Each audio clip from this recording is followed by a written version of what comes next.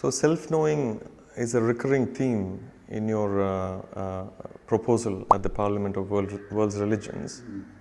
Now, can you please explain to us what self-knowing is in layman terms? What is the difference between self-realization and self-knowing? You see, self-realization belongs to the upper reaches of the Hindu religion. It belongs to that sector of the Hindu religion or Sanatana Dharma, which is called Advaita Vedanta. The area where you no more see duality, you see only oneness. Vedanta means the very limit or the apex of the Vedas. That is what Vedanta means. And capital S is used for self-realization. You capitalize the S. And it means realizing your oneness with Godhead, not with God, with Godhead. Now that is self-realization.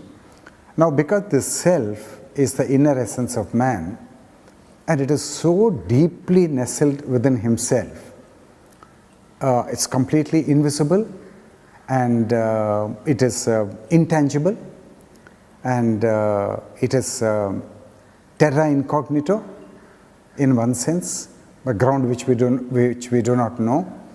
Therefore, self-realization is extremely esoteric. It's the ultimate climax of the religious life. It's called moksha. And self-knowing is very, very different, where the self is the little self, so it is italicized and it is in bold. And it is knowing how your mind actually works. Now I use the term mind because everybody is familiar with mind, but very few people may be familiar with a more technical term called the little self, which therefore I have italicized it and made it bold.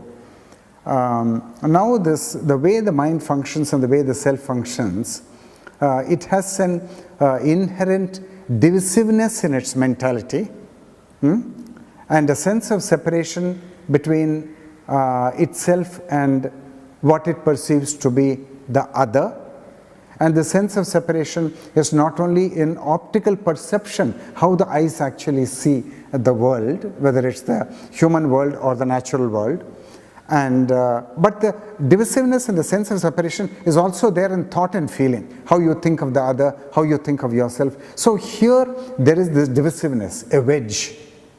Now, because we are born with this divisiveness, we are born with this divisive mentality and this proneness to evil, we have to call it the default setting.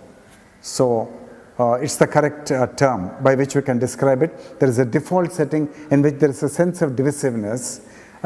Therefore, because the divisiveness is there, we have to study that divisiveness. Because if this divisiveness is not tamed and calmed and silenced, it will lead to all sorts of problems, both in relationship and at the macrocosmic level of society. So that is self-knowing.